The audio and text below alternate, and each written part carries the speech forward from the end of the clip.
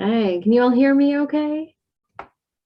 Thumbs up. Okay, thank you so much for being here. I'm going to go ahead and get started, and if people drift in, I'll just let them in. My name is Morgan Neal. I'm the outreach coordinator for the Polk Soil and Water Conservation District, and I put together this webinar, climate resilience in agriculture. I think it's a really important topic right now. And I have a co-host with me. Helle, if you could introduce yourself.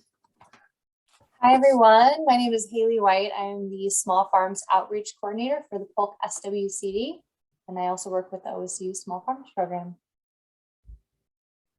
Thank you. And let's see, I'm just going to try and share my screen.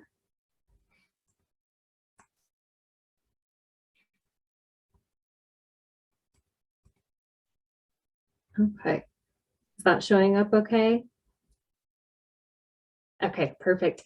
So I'm sure by now you've been to a zillion Zoom meetings, but please have yourself on mute if you're not speaking, just to reduce some of the background noise.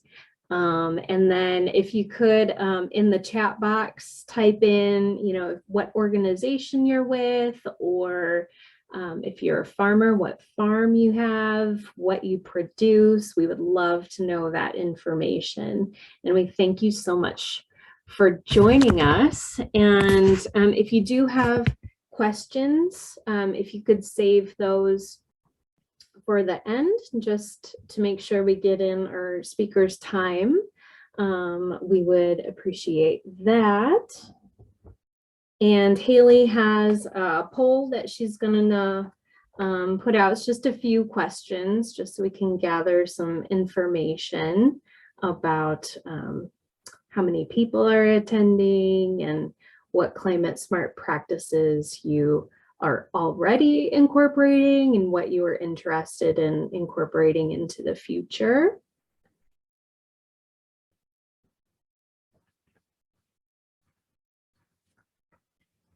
And it's important to take a moment to acknowledge the Indigenous history in the land we will be speaking about in this presentation. The Polk Soil and Water Conservation District is located within the traditional homelands of the Kalapuya. We're represented today by the Confederated Tribes of Grand Ronde and the Confederated Tribes of the Siletz Indians. Since time immemorial, they have been the historic cultivators of this region. On behalf of the Polk SWCD, we want to express our gratitude for the land itself and the people who have cared for this land throughout the generations. We commit to caring for the land through promoting environmental stewardship and opening up this important conversation about how to incorporate different practices that build climate resiliency. Okay. I think we can end the poll.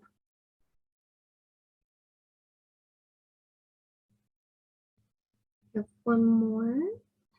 Join us.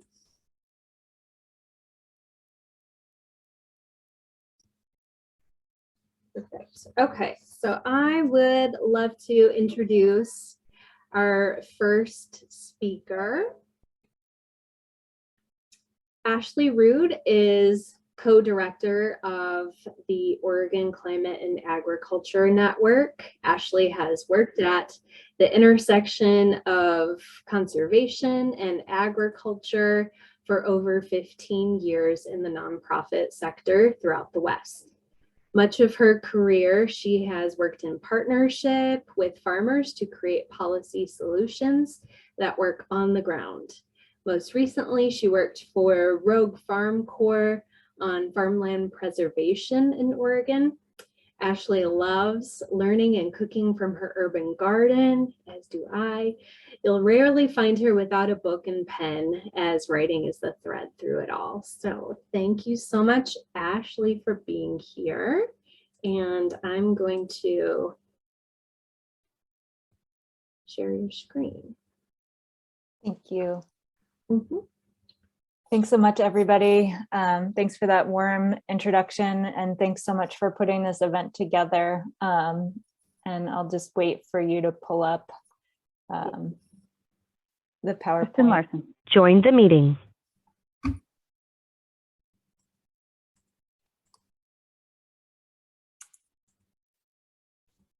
There we go.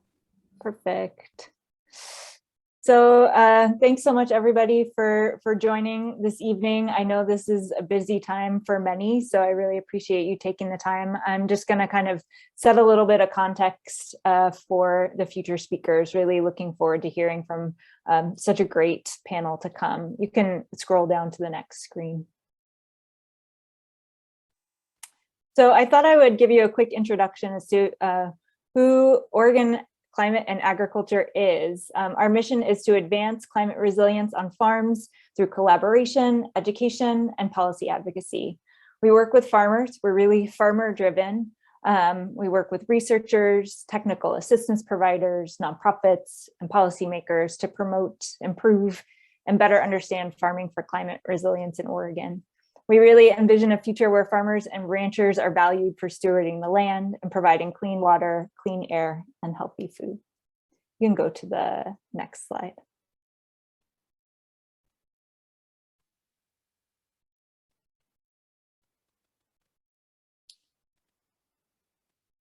And when we get there, the next, I know there's lots of folks coming in, welcome. It's great to have everyone coming in. Oregon Climate and Agriculture Network is building a really inclusive and collaborative producer-driven network. We're building an education program that I'll talk about a little bit more later. And we're continuing to advocate for policies in the state that benefit farmers. And I'll go to the next slide. Just to give you a quick outline of what I'm going to talk about, really talking about why this is important, some resources that are out there for Oregon farmers, and the latest in state policy at the intersection of climate change and agriculture. The next slide, please. So why is this so important? We really hear from so many farmers and ranchers that they're facing really extreme weather events today. Join the meeting. And I think that we know that solutions exist and we need to talk about them more. You can go to the next screen. So some recent headlines that folks may recognize are really highlighting the extreme climate related weather events that we're having. It can be a little overwhelming sometimes to see these. These are just from the last 6 months. We're just seeing these big weather swings. Let's go to the next slide. So OrCAN has spent a lot of time listening to producers in our network, and what we've really heard is, in addition to these disaster-related events, there's some increasing climate-related stressors. Higher intensity winds, pest pressures are increasing. There's been some smoke damage to different crops. Pollinators are in decline, and sometimes people are having challenges with seed germination. You can go to the next slide. But there are some solutions out there. It can get, like I said, a little bit overwhelming. And I think that Evelyn's going to talk a lot more about all of these great soil health principles that really provide some important resilience for our farmers. But I just wanted to give folks a little bit of framing when I'm talking about what farming for climate resilience means.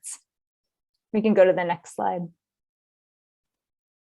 I really see that farming for climate resilience provides a lot of hope in these climate change conversations. We really have the tools that we need already. We know what these practices are to create more resilient soils, and the time is really right. And the principles for farming for climate resilience aren't new. They form the backbone of sustainable farming, of organic farming, that I think we'll hear a little bit more about. And they also have their roots in indigenous ways of managing land, as Morgan kind of pointed to a little bit in her beginning land acknowledgement. It's really going to be implementation, like shifting from kind of business as usual into farming for climate resilience, especially when the current systems really just reward the status quo. The current systems are really rewarding extraction over sustenance, scarcity over abundance, and commodities over healthy ecosystems. We can go to the next slide. And I'm going to go through these next ones just real quickly. Oregon Climate and Agriculture has been putting together some resources, including this Lay of the Land and Levers for Change report. That report is the result of interviews that I've had with over 72 producers, as well as technical service providers in the state. We wanted to see what's already happening at the intersection of climate change and agriculture. What are the barriers currently? What do we need to do moving forward? We can go to the next slide. It's a 40-page document, so I thought I would include some highlights for you all to be able to find things. And I know we're running a little short on time, so let's just go through to the next slide. But I really wanted to share out what I was hearing, and I thought it'd be nice for some folks, because I know producers are on the call, about what we heard about the benefits of transitioning to more climate resilient practices. And I love this, that improving our soil is having the greatest impact for water retention and making the most out of the water that we do have. And then the next quote is really about the overlap between improving our resources and our soils and making ourselves economically sustainable. We heard a lot about the intersections between community resilience, economic resilience, and ecological resilience. We can go to the next slide. And these are just some highlights that we heard from folks that people need on the ground to really shift to more climate resilient practices, from technical assistance to financial incentives that really fit, to support for farmland managers versus folks who maybe own land. But I know the reverse is also a challenge, folks who own land and have other folks managing that land. Next slide, please. And that we also need to go beyond farmland management to looking at farmland preservation, looking at water scarcity and regional food systems. Next screen. And this is what OrCAN has been doing lately. We've heard again from our farmers that learning from other farmers is really critical. So we've got some farm profiles up on our blog. We've got some virtual farmer to farmer conversations happening. Our next one's happening tomorrow evening at 5:30. If you want to spend another evening on Zoom, my brother's farm is going to share their story about a diversified orchard and branch. They've been converting an annual ryegrass farm to this beautiful ecosystem focused property with pastured pigs and bison and hazelnuts with that are grown more sustainably. Next slide. We also know that Oregon's agricultural professionals need to get up to speed when it comes to learning about climate resilience. So we've been working in partnership with folks like soil and water conservation districts and NRCS to train our ag professionals. Next slide. And finally, on the policy front, we've been really advocating to support farmers in their transition to climate resilience in the state legislature. The most recently, that looked like a natural and working lands bill that was brought up in the short legislative session. For folks who don't follow our legislative process really closely in Oregon, we have a really short session every other year, 6 weeks. So it's hard to get much done. And we were also watching the funding for the Oregon Ag Heritage Program. That program did get full funding for the first time in the legislative session, but the Natural and Working Lands Bill did not go through, in part because it was such a short session. And there's a lot going on in terms of farm worker overtime, for example, that really took a lot of the political will around making progress on this. And so the next slide, please. So looking forward, I know I just have a minute or so left. I think that that Natural and Working Lands bill was going to help begin to set the framework for establishing a climate smart agricultural program in the state. There's momentum for that to keep going, in part through this USDA new funding opportunity. Oregon Department of Agriculture is going to propose creating a climate smart program through that. And then the governor's office is really responding to messages that farmers need support in drought. And if you could click through 2 more slides, you can keep going. And this is the get involved piece. Please visit our website and you can answer our survey to be able to figure out, where you want to engage, but we're, an open door and really excited to work with folks in the Polk County area. And again, I really appreciate your time today and looking forward to the rest of the speakers. Thank you.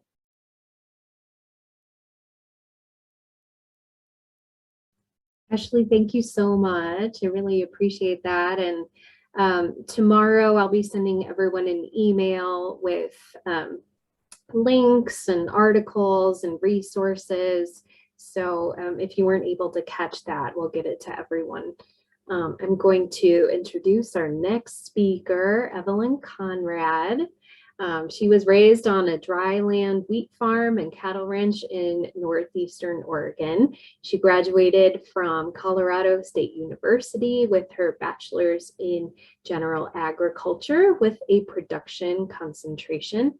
She began her career with NRCS in Wichita, Kansas, and has been with the agency for 23 years and has been with the district as a district conservationist in Dallas for the past 5 years. She has a practical approach to agriculture and conservation, encouraging landowners to be innovative. And I'm very excited to hear about some of her thoughts and ideas on that. Evelyn, you with us? Are you ready to share your screen? Yes, can you hear me? Yes. I hope I get the right one. We had some technical difficulties earlier. So thank you, Morgan. I actually hail from northeastern Colorado, which is part of the Great Plains. So but it's been a while since I've lived there, but my family still farms there. So I am with NRCS, District Conservationist here, as Morgan said, and we work with a variety of different landowners. What I'd like to talk about today is NRCS programs and funding, water quantity for agriculture, soil health principles for agriculture, and climate resilient agriculture. And I'd like to further expound on some of the things that Ashley talked about. That was a great segue into some of these topics. The programs that we offer, forest health is one of our top priorities. Plantation style, mixed forest. We have funding through the Environmental Quality Incentives Program, about $450,000 in the Lower Willamette Basin. Polk County is allocated $50,000 a year, but we typically get more than that. And that helps private landowners write forest management plans to do strategic planning and land management, forest productivity and health through thinning, and then wildfire hazard from biomass accumulation through slash, pruning, and brush control. And that's all to benefit both forest health and terrestrial habitat for wildlife. This is a before and after photo, shows a pine stand where the blackberries have grown up into the branches of the trees, and then post thinning and masticating the slash. This is a Douglas fir stand that shows a high risk, heavily populated Doug fir stand with bordered by dry grass. Another stand in the middle that's been overgrown by blackberries because the trees didn't take. And then just a dense understory, all ripe for treatment. And so this shows the after effects where the thinning's been done, the understory fuels has been managed, pruning has been completed, and shows much more resilient, healthy forest condition. Oak woodland habitat is our second priority. This shows heavily wooded oak woodland into more sparsely populated savanna. We have funding for this type of work, $400,000 per year through the Environmental Quality Incentives Program, and the district also has funding through the Regional Conservation Partnership Program. The emphasis is on connecting habitat and adopting traditional ecological knowledge and practices to land management. ODF&W also has a compatible program through their Wildlife Habitat Conservation and Management Program, where people can have in the past been able to get wildlife management plans. This shows before and after oak woodland pre-treatment and post-treatment. This shows a larger, older stand of oak treated excellent results using a masticator and thinning out the understory brush.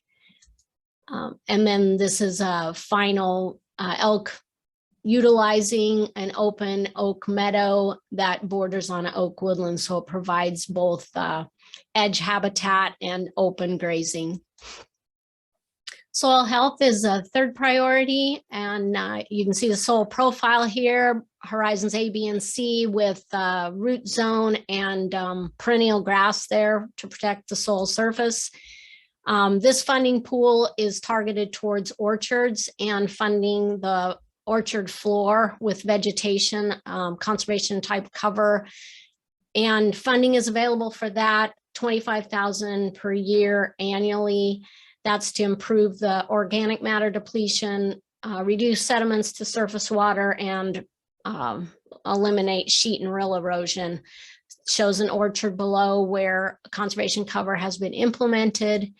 And this shows a hazelnut orchard where crops have been integrated into the orchard, where some revenue can be generated in the interim before the trees are too big to actually plant crops between the rows.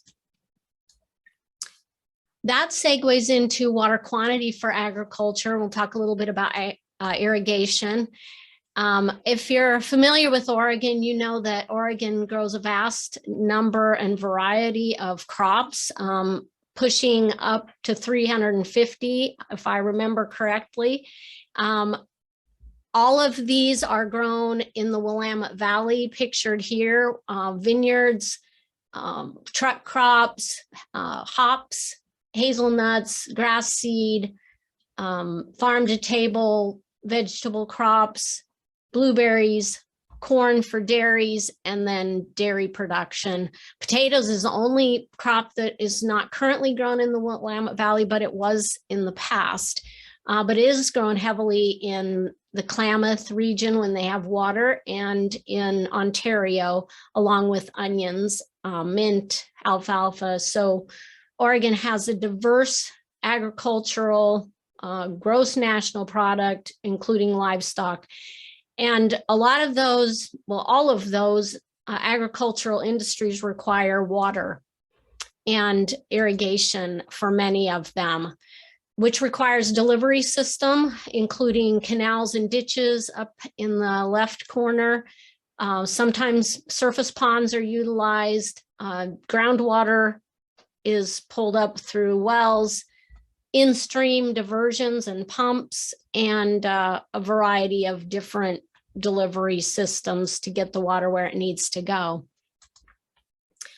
There are a lot of different types of irrigation, from drip in open field orchards to K-pods or small rainbird type delivery heads, center pivot and linears that run off of either a groundwater source or a canal pipeline, to high tunnels with drip irrigation. And then it shows a picture of some low pressure drop heads for center pivot. And so you can see that through all of these, there's going to be a varied amount of evaporation that comes with the water, both water delivery and application. Big gun down in the corner, some of these irrigating during the hot summer can require a lot more water than actually what the crop needs. But in order for the crop to get what it needs, they have to apply a certain quantity. So irrigation efficiency and delivery is really important to water conservation. Some water statistics: 71% of the Earth's surface is covered with water. 7% of that is too salty for drinking or growing crops. So that leaves only 3% of the Earth's water that's fresh. And of that, 2% is ice caps and glaciers. So we really only have a 1% of fresh water. And that 1% is divided up into 8% domestic use, 33% for agricultural use, 59% for industry. 600 plus gallons per day per person in the US is diverted from natural aquatic sources for farm irrigation and livestock use. And more than half of the people in the US get water from groundwater through wells. So that's a lot of water per person per day. But in order to feed the masses, it takes a lot of water. And just to put that into perspective, I don't know if you can, I don't know if you can see that because my people are, there we go. Butter, to produce a pound of butter takes 2,944 gallons of water, a pound of steak, 2,464 gallons of water, a pound of almonds, 1,280. That half pound Big Mac is 1,232, 12 ears of corn for your summer picnic, 960, a pound of cheese, 896, a gallon of milk, 768, a pound of chicken, 660, a dozen eggs, 600. And when you look at these, you think, wow, that's a lot of water. But if you think about the feed that has to be grown, the water that they consume, the water for processing, it adds up. When you think about seasonal irrigation, it can require a lot of water to get there. So a critical factor tied to that and water conservation is practicing good soil health principles so that the water that is applied is retained in the soil moisture profile or infiltrates through groundwater for recharge. And so what are those soil health principles? To keep the soil covered, you get much less evaporation and loss. You're going to have some evapotranspiration through the plants. Minimizing your soil disturbance. Every time you till the soil, you reduce the organic matter by 50%. Maintaining a living root in the soil. That helps with penetration, infiltration, building organic matter, soil microbes, soil fungi, soil structure, and growing a diverse number of crops that gives you the healthy soil biology and structure that's necessary for infiltration and plant growth and nutrient value for production. How did we get there? Reducing overall tillage to eliminate any bare soil, integrate cover crops where possible, or increase your plant diversity by increasing the diversity of your rotation, and planting cover crops as part of your rotation to help with the cover and with the organic matter in the soil. This is a picture of a cropland field here in Polk County. And even though you can see that it's planted and that the plant has germinated, there was not enough cover going into winter rains to protect the soil surface. So we're getting quite a lot of sheet erosion.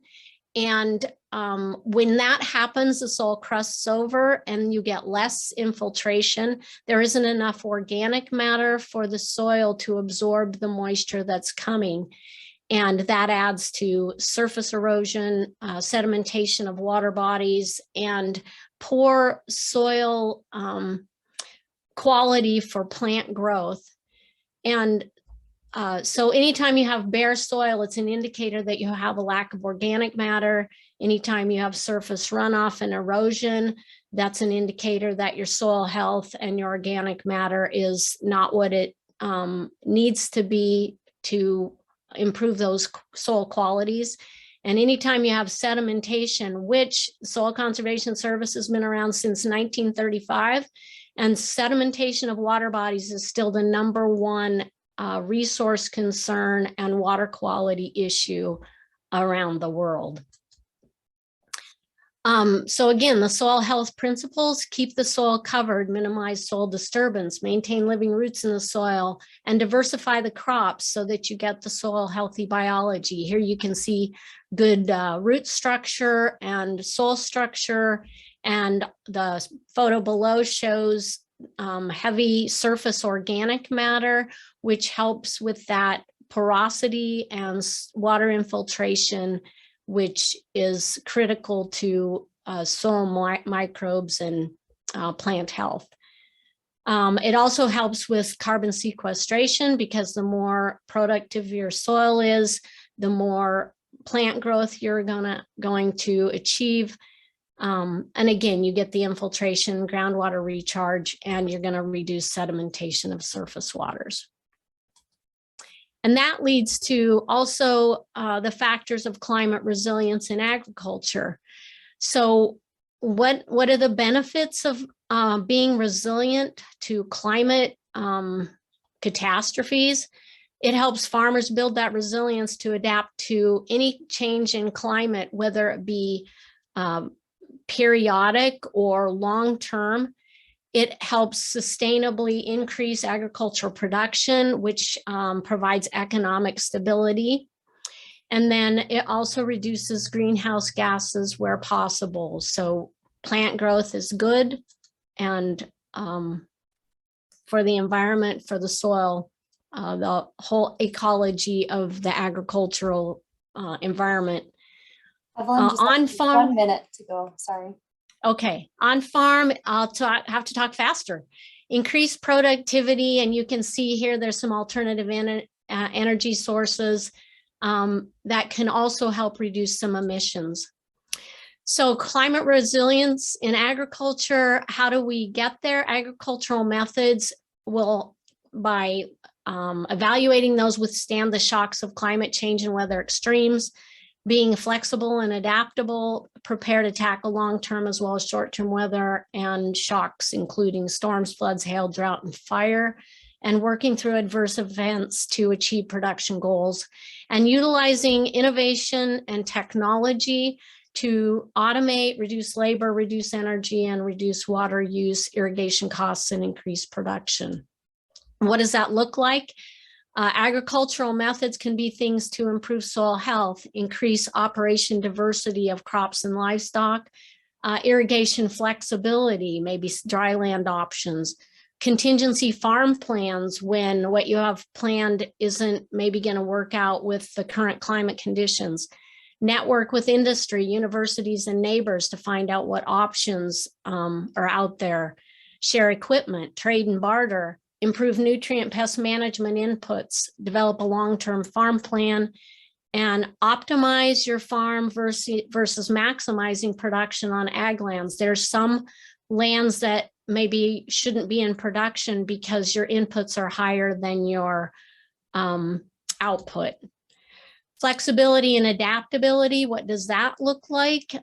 Increasing crop alternatives, increasing crop diversity, integrating cover crops and interim crops, adopt drought tolerant crops, integrate feed crops, non-contract grown crops, and farm to table production like CSAs. Potentially diversify with livestock options, short-term livestock production, culling the herd to preserve forage, alternative local markets, cooperative marketing, hiring out unique services, custom farming, niche marketable products from on-farm production, and agritourism. And lastly, innovation and new technology, automate, reduce labor, and improve production. So NRCS offers conservation innovation grants, which is NRCS funding available to bring new technology to the county. In Polk County, we have a landowner that was approved for one of these to implement automated electric tractor on his farm and study the viability and savings of labor and fuel. There's also robotics, unmanned equipment, which also help reduce emissions with new technology. There's a great YouTube video. Morgan's going to send this out, and it has all kinds of very innovative robotics that you can check out. I encourage you to do that. It's amazing what's out there for on-farm use. In summary, NRCS provides technical and financial assistance to help agricultural producers manage natural resources on private lands. Freshwater is a limited resource. Availability is not guaranteed. Wise use and management is essential. Soil health is critical to production and the management of soil moisture and erosion control. And climate resilient agriculture is sustainability for the future. So thank you. Again, I'm the district conservationist here in Dallas, Oregon, and happy to visit with you about any on-farm needs. in addressing resource concerns. Thanks. Thank you so much, Evelyn. And yes, I will be sure to get that link to the video to everyone. I've seen it and it's very interesting. Next, we have Helle Ruddenklau. She and her husband, Bruce, have farmed for 30 years in Yamhill and Polk counties. They grow grass seed, wheat, specialty seed crops, and green beans on their roughly 1,000 acre diversified crop farm. Sustainability has been top of their mind throughout their farming career, and they employ a variety of practices on their farm, including no-till and cover crops. They also utilize the latest ag technologies to minimize inputs. Helle is a past president of the Oregon Women for Agriculture. She serves on the Oregon Tall Fescue Commission, is a member of the Oregon Wheat Growers League and the Oregon Farm Bureau, and serves on the steering committee for the Extension Citizens Advisory Network. So she's a very busy person. Oh my gosh. Thank you so much. Helle, are you ready to share your screen? You're on mute.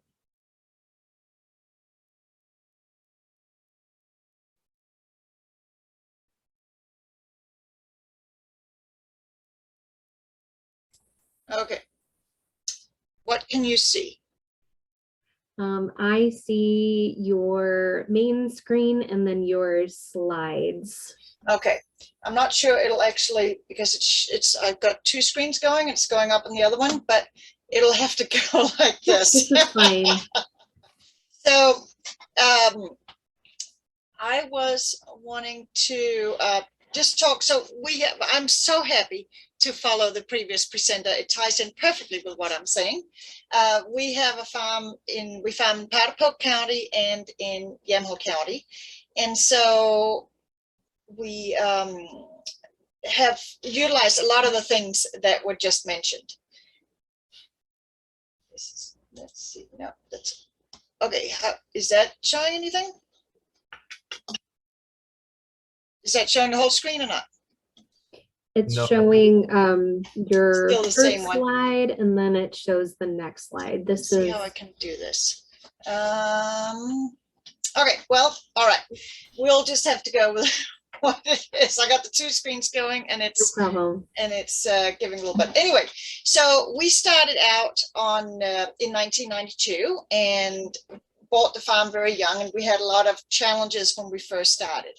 And so we had a lot of weed problems, and it was just perpetuating the same problem. We'd grow the weeds during the summer, then we would harvest, and there would be a bunch of weed seeds on the surface. We would plow the ground, plow up weeds from last year, plow in the ones from this year, and start the problem all over again. And we were not able to deal with the problems, and we couldn't afford to replace any equipment. So we had a turning point in 1998. We had a piece of ground that died out, and the perennial ryegrass. And so we were able to borrow a piece of equipment from another farmer that was a no-till drill, and we planted spring peas into that field. And it came to really good results. And so that really opened our eyes to what we could do with no-till. And so that became our focus for how we're going to move the farm forward. And so what we had was the old big Steiger tractor and 8-bottom plow. And so we're able to sell that and get rid of that. And instead we bought this John Deere 1590 no-till drill. We're on our second one now. And that's actually one of the programs we got equip money, I believe it was, to help pay for one of the drills. So that helped us, and it's amazing what a no-till drill can do.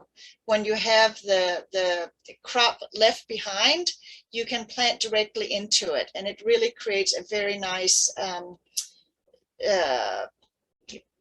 generally a nice seed bed for us to work with. And on the bottom right is Bruce we're planting into a wheat stubble field, and we have modified the drill a bit. So they have row cleaners in front, and then we have different types of closing wheels and stuff on it. So that was the drill portion of it. The other part of it was to improve our crop rotation. the farm traditionally had been wheat and annual ryegrass, and that's not good enough. That's why the weed problems had built up. So we actually grow 7 to 10 different crops every year now. On the bottom right is our perennial ryegrass. And then some of the other, about half the farm is grass seed, and then some of the other crops we grow in the rotation.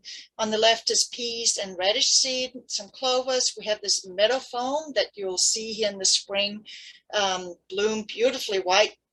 And we're able to actually double crop that. It harvests early, and we're able to come in with green beans afterwards. Then wheat is a traditional crop for this area, and we do incorporate that. And then at the very top, we have a little bit, you can see we planted some hazelnuts. And that shows the hazelnut orchard last summer as we were ready for harvest. And as the slide showed previously, we then went and planted cover crops into that over the winter because we had worked the ground. It was packed down hard. We didn't like that, so we planted cover crops into it. So the considerations we have on the ground is what crop rotations will work for this piece of ground. The multi-year plantings of perennial grasses are actually very good for the soil and for building organic matter and sequestering carbon. So the perennial grass seeds really do have a very nice fit when you talk about climate smart agriculture. But the other things, like Bruce and I essentially, well, Bruce mainly, do most of the work on the farm. And so we want to have crops that vary in maturity, and both so that we can manage the work involved with it, but also so it fits our equipment. We don't want to have to buy any more equipment than what we already got. So the crops that we grow has to fit with what we already have. And the other thing that really hit us hard when we started was soil health. We had very low pHs on the farm. And so really before we could do anything else, we just had to start putting on lime. And over a number of years, we started out, we had one field that was 4.8 when we started, and now they all run around that 6%. We try to maintain them, value of 6 pH. The other thing on once you get your pHs up there, you can start variable rate applications on lime. So you're just putting it on where you need it the most. And the same thing for fertilizer. And we're not really there yet in terms of chemicals, but we're definitely getting there in terms of fertilizer. And one of the things I just wanted to point out that we really utilize a lot are the resources that are available from the Extension Service. There are nutrient management guides available for a lot of the crops that are grown here in the Willamette Valley. And we tend to look at those frequently. The crops agents their job is to sell you fertilizer and chemical. And so we balance that with taking generally yearly soil tests, and then we look at the OSU fertilizer guides, and we try to put our fertility plan together based on those.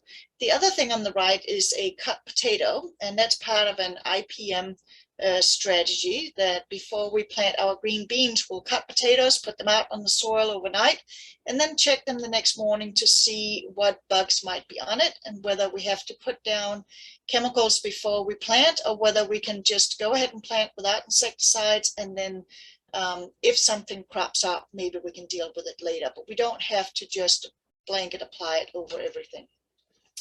So I just wanted to cover a few of the things that we do use on the farm. The big one when we started was the no-till, and not working the ground was a huge benefit for us. It started just strictly from a practical point from us. The farming we're doing was not working, and we had to come up with a different plan.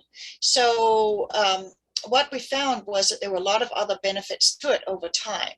And so we will utilize Roundup to kill whatever crop is there. And what that does when we use no-till is you don't get carbon release from the soil. What was it? You work the ground, you lose 50%. That's huge. And so you don't want to work the ground if you can avoid it at all. No-till, again, a lot of these were covered previously, increases soil microbial activity, increases earthworm activity, improves soil structure, reduce soil erosion, helping with that, keep clean water for Oregon, reduce the nutrient leaching, again, also helping with the clean water. The downside to no-till has been slugs. That is a very hard, we have created the ideal habitat for slugs, and it's a very hard problem to deal with. OSU does have a slug researcher now. He's been there about 5 years, I think. He has a couple of things he's found, both a natural enemy of a couple of nematodes, as well as some essentially essential oils. Spearmint oil particularly will kill slugs. So we're hoping that he will get those developed to commercial applications that we can use. So this particular field had been in wheat, and we then no-tilled 2 rows of crimson clover and 1 row of tall fescue. The first year we then harvested the crimson clover.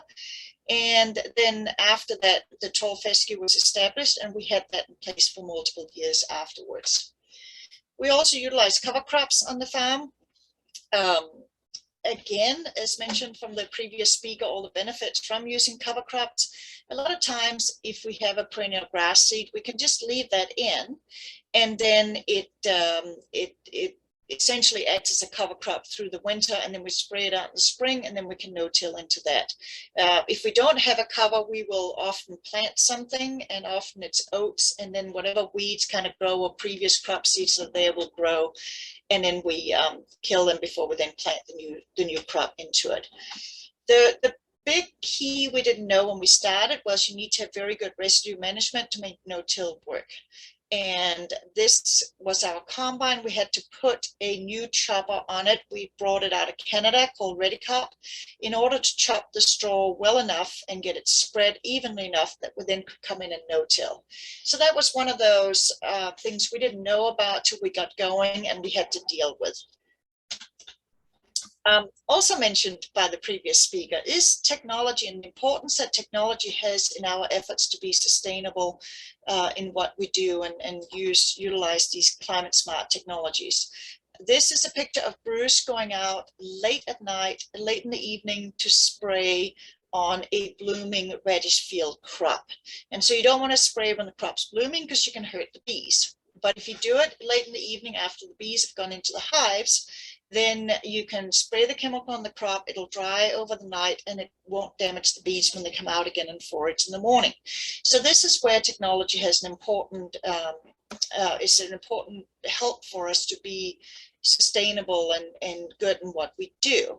And so with that, it's GPS that provides the auto steer. We also have what's called boom section control. So the machine automatically turns off when we get to the end of the rows or coming into kind of a triangular piece. Parts of the boom will shut off before other parts to make sure we don't overlap and apply too much chemicals. We are also getting more into variable rate applications. We have a rate control. Again, Bruce can go slower or faster. We'll always put on the right amount. GMOs do play an important role in this as well, in terms of allowing, not so much here, but especially in the Midwest, allowing no-till to be used in some of the big commercial crops. And then I think through technology, again, it was this thing about you want to get a good harvest off the ground you're using, so you don't need as much area of intensively farmed land to produce the crops that you need to produce. So then I changed my slides around a little bit from what I gave to you yesterday, Morgan. So what I would consider climate smart agriculture follows these kind of general things as from what we're using. We'd be using the perennial crops, no-till cover crops, residue management, and again, from the previous speaker, improving irrigation efficiency. Water is the most precious resource with the soil, the most precious resource we have, so we need to make sure we use it wisely. And so we are using some of those low pressure nozzles, and we're going to be putting in a drip system in our hazelnuts. Using integrated pest management, drainage. We're actually just cooperating with OSU in a new study looking at what drainage does to carbon in the soil. Does drainage aerate the soil? And so it will release the carbon, or does drainage mean that we can get better root development in the soil and will actually tie up carbon? Those are two competing views of what can happen. They don't know yet for sure, so that's what the study is going to look into. And then there is funding, as mentioned, from NRCS, Energy Trust, and other places for some of these practices. And again, everything that we do, you know, we're always doing it with an eye for the future. We have probably our kids are not looking to be farming, but we need this ground to stay productive, and we need to use it wisely. This is you know, we have 3% fresh water. There's also a very small percentage of the earth that we have that is suitable for commercial farming. So we need to take really good care of it. This mower that Bruce is using, we actually bought with, we participated in something called the Conservation Stewardship Program that paid us money for some of our practices. We bought this boom mower, so we don't spray our ditches, we now mow them. It was one of the ways that those government programs have helped us. So that's what I have. Thank you. Thank you so much. Yeah, Helle isn't able to stay until the end for our question session. So if you have any questions for her now, that would be a good time. So I'll just see if anyone wants to type it in the chat box, or you can unmute yourself for a moment. This is Evelyn. I would like to visit your farm and visit with you more. It's very exciting what you're doing out there. Thank you for sharing. Certainly, anytime. Yeah, I'm happy you're taking advantage of different funding opportunities and all the resources through OSU Extension. That's wonderful. And she has an article she wants to share with everyone, so I will include that in my email to everyone tomorrow. Thank you so much, Helle. All right, on to our next speaker, Pryor Garnett. He is a beginning farmer growing certified organic grains near Sheridan. He's a director of the Polk Soil and Water Conservation District, active in national organic policy and advocacy work, and on the board of the Oregon Startup Center for Entrepreneurs. A Cascadian native, he focuses on preserving Oregon's natural resources and civic community as climate change drives ever larger population shifts into the Pacific Northwest. Thank you. Pryor, are you ready to share your screen?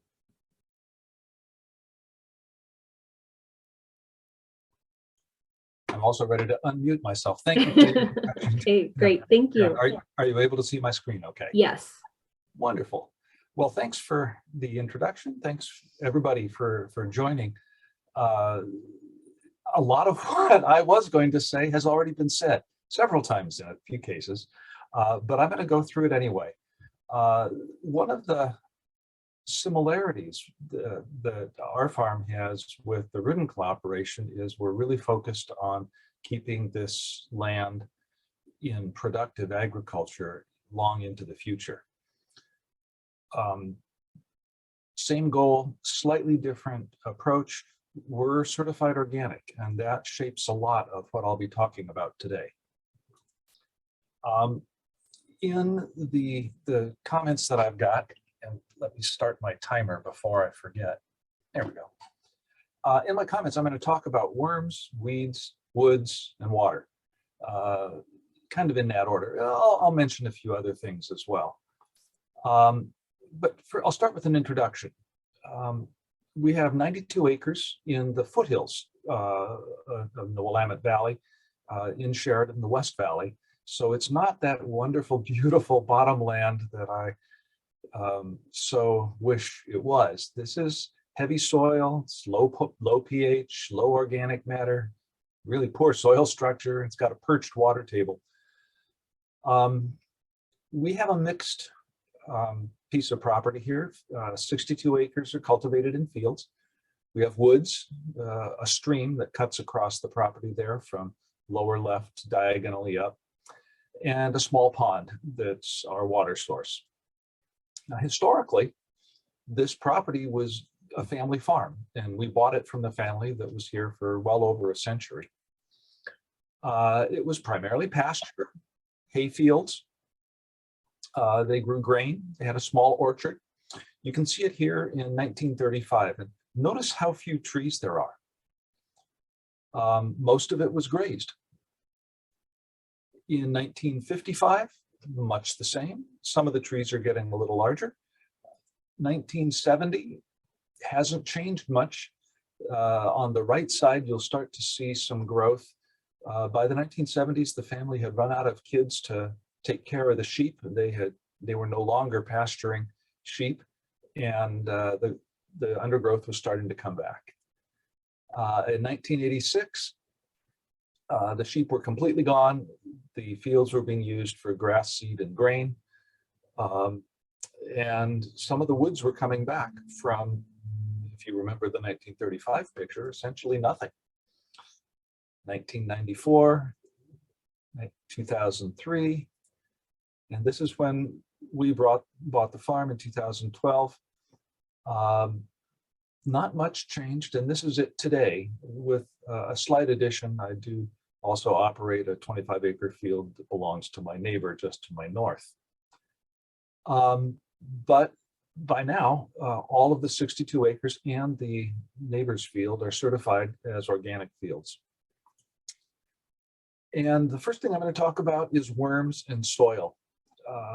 Because we're certified organic, we can't bring in chemical fertilizers, and we've chosen not to bring in manure.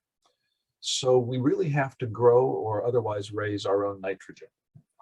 And for that, we're depending on a very active soil biology with worms and beetles and mycorrhiza and just about everything under the surface that we can get to grow there. How do we get them there? We grow cover crops. We make sure that we always have a living root in the soil, not just for soil cover, but also to feed the soil livestock below the ground. We retain all of our residue, and like Helle mentioned, all of the residue that comes out the back of the combine is chopped and left on the ground, and it basically becomes our future nutrients while also protecting and shading the soil. We use cover crops. This picture on the right is a mixed crop of triticale and winter pea. The pea is climbing up the stalks of the triticale. It was a tremendous success. Produced a large amount of biomass, which got chopped and incorporated. Except for one part of it, it turns out that we had a friend who was raising livestock and asked if we would combine that mixed field. And we drove the combine through 5 acres of it and delivered a field mix of triticale and winter pea that was very successful for them and pretty successful for us as well.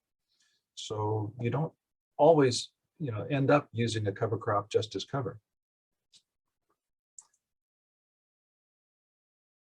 So what do we do as certified organic besides not putting on a lot of chemicals? Part of our climate resilience strategy is to minimize our dependence off the farm. That would include fertilizers, pesticides, other imported inputs of any type. There are a few certified organic fertilizers besides manures. There are a few certified organic pesticides. We try not to use them, and so far we've succeeded. The other thing we're trying to do is minimize our greenhouse gas emissions. That means minimizing the number of trips across the field with our tractor. It means minimizing how far we have to go to deliver our products. It also means trying to reduce our tillage, because every time you till the soil and reduce the carbon content of the soil, you're also, it turns out, releasing carbon dioxide from the biological soil activity into the atmosphere. So to the extent that we can, we do try to minimize tillage to avoid greenhouse gas emissions. It also, of course, helps keep the soil livelier and healthier. And weeds. You can't talk about certified organic farming without talking about weeds. Because we can't spray them out, we have to outcompete them or till them out. Keeping the soil covered with cover crops helps reduce the amount that the weeds can grow. We try to plant precisely so that when we've got erosion problems, you know, the ground is covered completely. Tillage is still unavoidable for us, however, and I don't know that it's going to ever be possible for us to be completely organic no-till, but we're trying, and we're getting closer, but that's as much as I can say about it.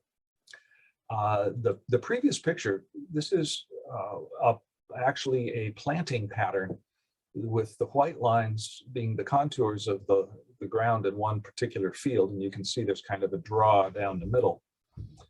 And the red lines show the planting pattern where we designed it to take the water that would otherwise tend to come down that draw in the middle and move it across the slope gently away from the draw. It worked. This is a modified keyline technology that was initially came out of Australia, and we use it wherever we can. This is another field. Again, the white lines are the contours. The red is the key line that was used, and then our planting pattern was just concentric rings inside and outside the red line. Now, as a beginning farmer, I don't have thousands of hours in the seat of a tractor to do this by eye, and I rely on technology. Basically, it's an auto steering tractor with a high precision GPS RTK guidance system that allows me to draw and then replicate a very precise, sometimes rather complicated planting pattern. This picture that you see here shows one of my fields. This is actually taken about a month and a half ago. The stripes that you see running across it are two different varieties of barley planted on the side of a hill. And they are actually going along the contours. You can't see how they curve because this is looking almost straight into the hill. But as they go around the contours, seen from the road, it looks rather odd, and a number of the neighbors have asked what the heck we're up to. Woods. We have woods, as you saw in the picture, and the climate change that we're experiencing already means that we've got to take them in hand and manage them more actively. There's the threat of wildfires, which, even though we're on the west side of the valley, doesn't mean we're immune to them. Our neighbor, for example, has a stand of pine that's very thick, very dense, probably too dense. And if it ever lit off, that would come straight at us. So we have to be aware of wildfire threat and manage for it. At the same time, wildlife habitat everywhere in the county in Oregon is shrinking. And we feel the responsibility to do what we can to maintain some of that habitat. And then, of course, woods sequester carbon very, very effectively. And we want to continue to do that. This is a picture taken in an oak woods. If you look at it, you'll say that looks a lot more like a conifer woods with the large conifer there on the right. We have an oak woodland where the conifers are taking over, and we intend to rehabilitate those, remove the conifers, thin it, and hopefully it'll look pretty soon like some of those beautiful pictures that Evelyn showed us in her presentation of an oak woodland that had been actively managed. We want the understory to be accessible not only for wildlife, but for humans. And then to the extent that we can, we want it to be replanted with native species. Now, we're not looking to make this into a grassy savanna. That's not the kind of property that we're managing here. But as an oak woodland, I think it could do well. Another thing we're doing is putting in hedgerows. This is primarily for overspray protection, as you can see. Our property borders a busy road, and across the road upwind is a neighbor who's growing conventional grass for grass seed with the sprays. It's very diligent, but the wind happens, and it would be good for us to have a little bit of protection from overspray. This hedgerow, which was shown, which was planted, that's 2 years ago now, is coming along nicely, and in another 2 or 3 years, it'll probably be as tall as I am. It also provides habitat for native pollinators and honeybees, because with the help of the NRCS, we selected species that provide flowers from very early in the year, right up until Thanksgiving and even later.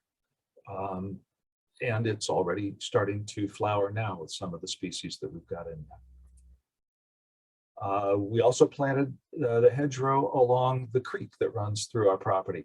It's my son there. You can see he's standing on a grassy field border at the edge of the field to the right side of the picture. So we've got a field, I think that was in Triticale at the time, the grassy field border, then a hedgerow, and then our ditch. This is the hedgerow itself, the plants. This was taken 1 year after those plants were put in, and they're doing quite well.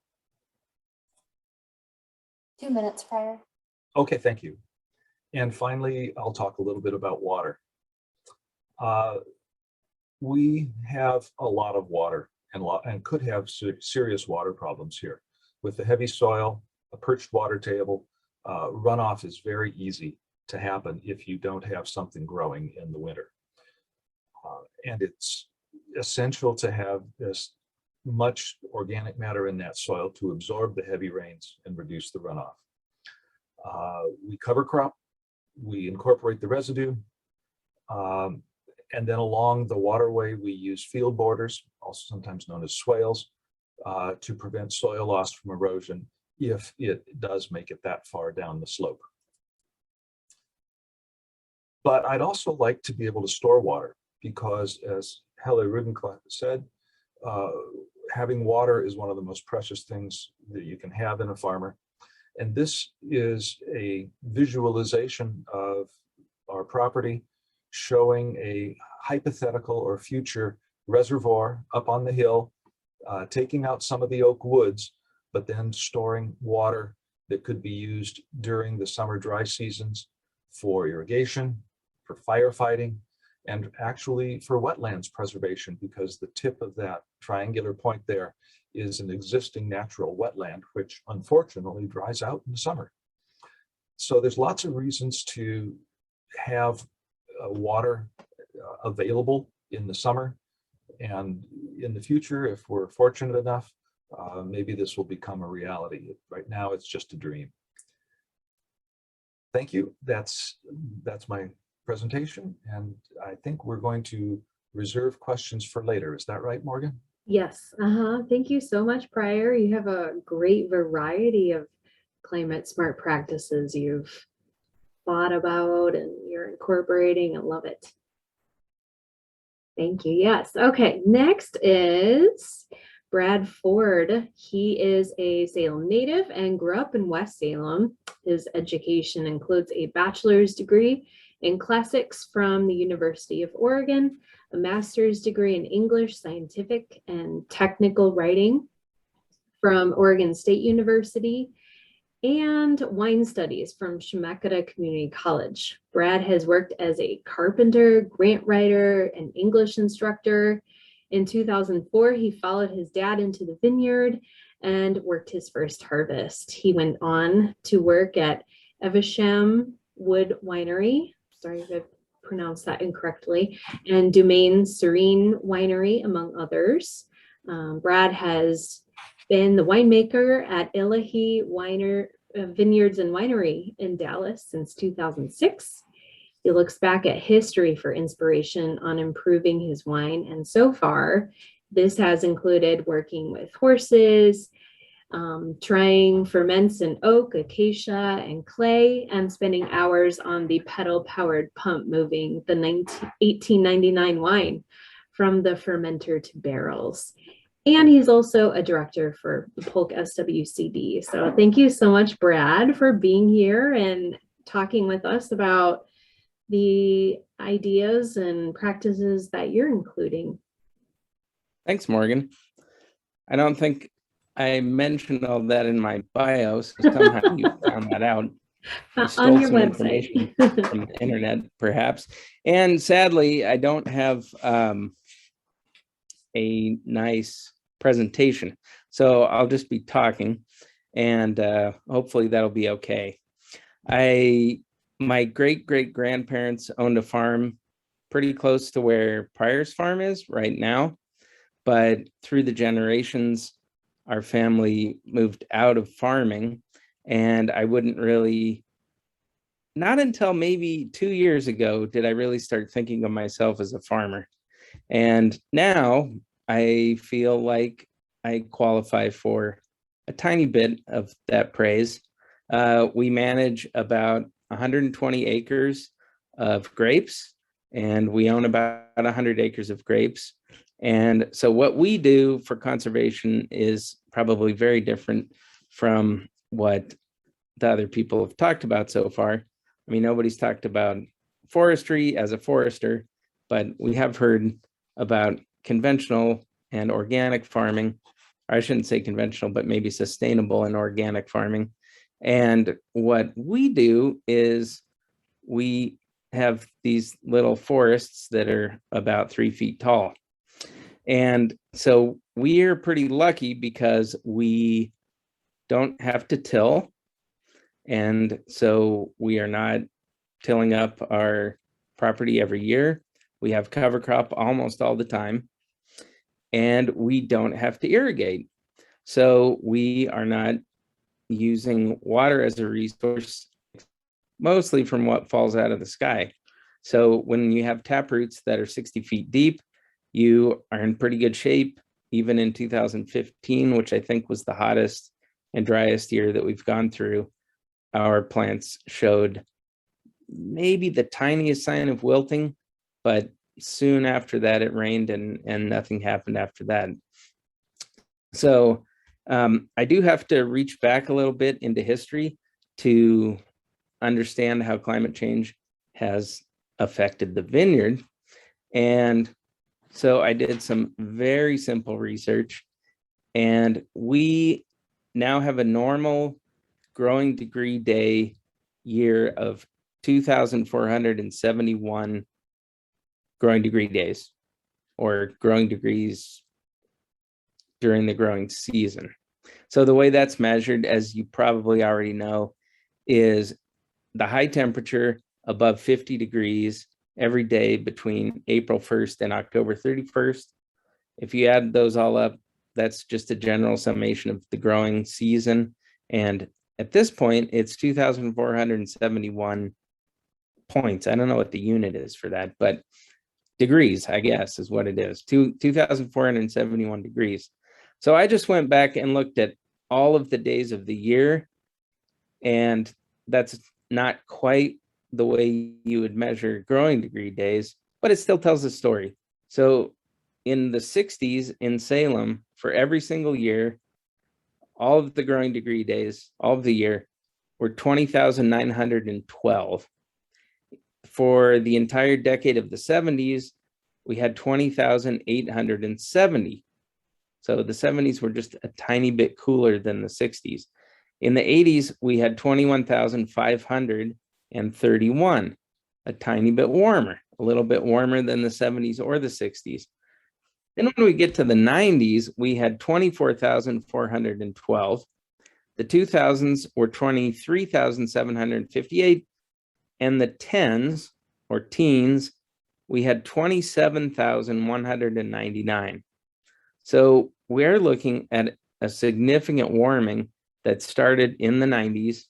It wasn't really statistically noticeable throughout the 60s, 70s, or 80s, as far as I can tell. But in the 90s, it got considerably hotter.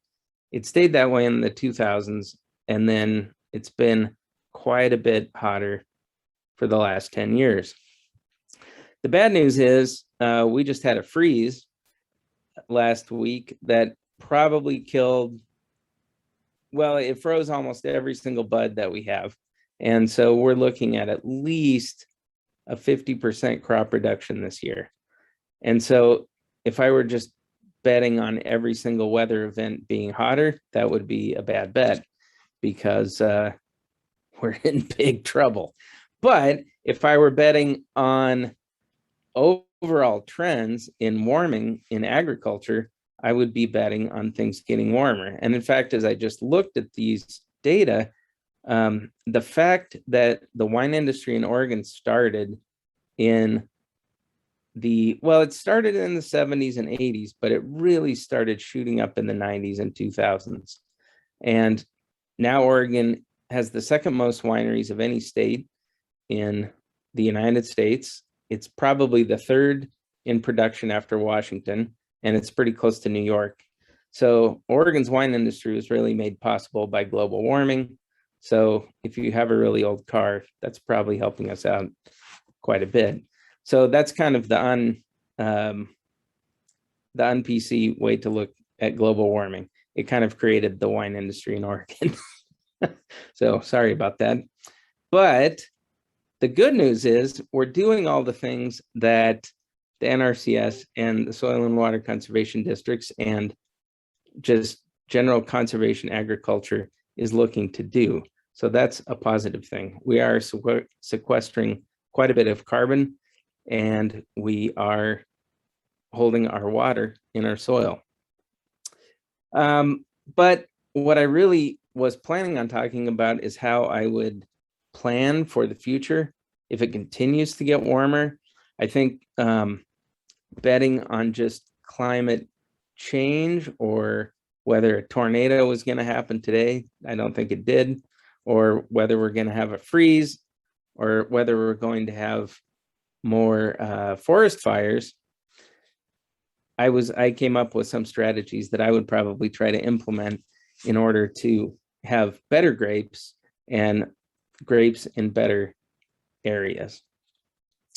And so this, is not going to be all that useful for a normal farm, but the warming trend in grapes is good for grapes generally. What you're looking for in grapes is to have high heat and high sunlight, because both of those things affect the grape in a different way. We get more sugar, we get more flavor. And so that's typically going to be beneficial. And maybe one thing you might think about is if you have a crop that is less profitable, to put grapes in there. And then you'll have a nice section of no-till, no irrigation land on your farm. But it's also seemed to have rained less at harvest. I don't have any data for that, but the less rain that you get in September and October is better for mold protection. And we do very little spraying. We're a sustainable farm, but the little spray that we use is fungicide. And so the warmer it is, the more sun we get, the less fungicide we have to use. And that's pretty nice. Mature grape plants are pretty drought tolerant. I mentioned that, but we still need to use water for baby plants because baby plants will die if they don't get water. So conserving water is still very important. Having a local water source, which we have, has been very nice. I mentioned smoke, and smoke affects grapes, definitely. I would imagine that it probably has no effect on hazelnuts because the smoke doesn't get into the nut. It definitely had an effect on one of my friends who was a hop grower because it affected the flavor of the hops. It affects the flavor of grapes, definitely. We had in 2020, when we had the fires blowing smoke to the west, which is unusual weather pattern for this area, the places that were closest to the smoke had the most severe damage. And in fact, we brought in grapes where you could smell the smoke off of the grape. They smelled, it was pretty interesting because they kind of smelled like ham. We made a little bit of wine out of these grapes and they were hammy. The worst smell was, of course, the ashtray. And the best smell you could get was maybe an unusual flavor. Let's just put it that way. But anything we could do overall to eliminate smoke damage would definitely help. So forest practices have to be thought about for their effect on any sort of crop where it's important to have sensory impact. So I don't think we can prevent smoke. People are starting to buy crop insurance. That seems to be one of the big preventative methods right now. And if we had had crop insurance on these frozen buds, we would be a little bit better off. But we've been so lucky over the past 30 years that almost nobody has crop insurance right now. And so I kind of alluded to this before, but the warming trend looks like it's happening. And so planting more grapes is probably a good idea, just in general. I've been asked by many of my neighbors if they can grow grapes. And the answer is almost always yes, because grapes grow just about everywhere. And the biggest question is, can you make any money off it? And that's a whole different problem. But grapes don't need much water. They don't need any water after a while. They can be grown with cover crop very effectively. Their negative impact and the amount that you need to spray is very minimal. Even if you choose to spray, the number of organic farmers who organically farm grapes continues to increase every year. And we've tried organic farming and it's been very successful so far. So eventually one day we'll probably pull the plug on the fungicides and that'll be it for fungicides on the farm.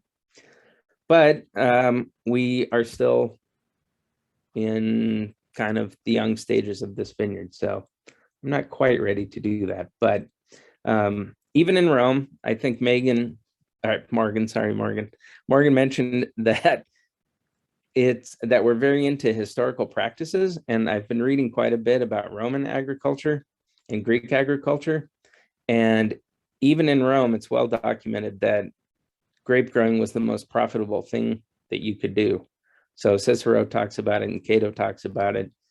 If you could, you would plant grapes in Rome. I think that is probably similar in Italy and France and Spain right now as well. But okay, so if you're going to plant grapes, here are a few strategies. Probably no one listening is going to do this, but I'm going for it anyway.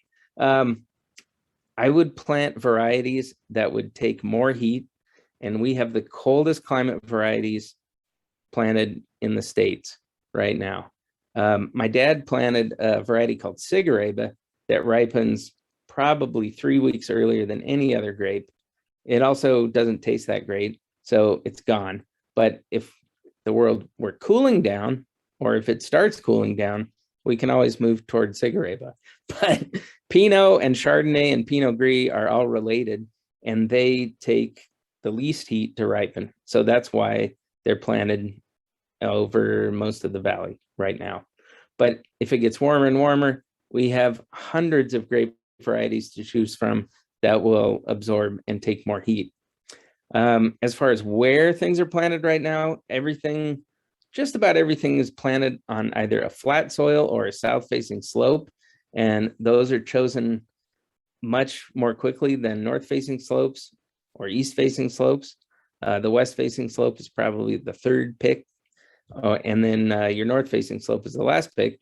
But as it gets hotter and hotter, the west is going to become less exciting because of the heat that you get during the evening, but the north slope is going to start looking pretty good. And then that same thing goes for elevation. The higher and higher you plant, the cooler and cooler it gets. So we could take out some of those trees on the way to the coast and just put in grapes. We also do a lot of viticultural practice that promotes sun exposure on the grapes because that increases the flavor. So we would probably reduce doing that. We would allow more leaves to cover up the grapes. We would probably have, we would reduce our leaf pulling, which is a labor intensive process to get more sun on the grapes. And we would probably, or we could, if we wanted to, increase the shade on the trellis. And the trellis that we use is called vertical shoot positioning. It's very straight up and down and gets the most sun possible, but you can have trellises. See, I did have some special effects. You can have trellises that grow double grapes and provide more shade. And then along with that, the more production you get off of the grape, the slower it ripens. And so we can increase production, which would make everyone happy because we can lower the ripeness at harvest by doubling the production on the grape. So that would be fantastic. All right. Well, thanks, Morgan. And everyone else. Yeah, thank you fun so to much, talk. Brad. It was really cool to hear the perspective from a vineyard. I love that. We have just a couple of minutes. Does anyone have any comments or questions for any of our speakers? I think we're a small enough group, so feel free to unmute yourself, or you can type it in the chat box as well.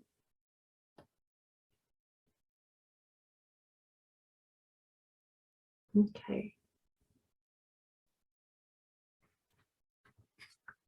All right. Well, I just want to thank everyone so much, to our speakers. You know, I'm very honored that you took time out of your day to share your knowledge and experience and wisdom with the land, with everyone here today.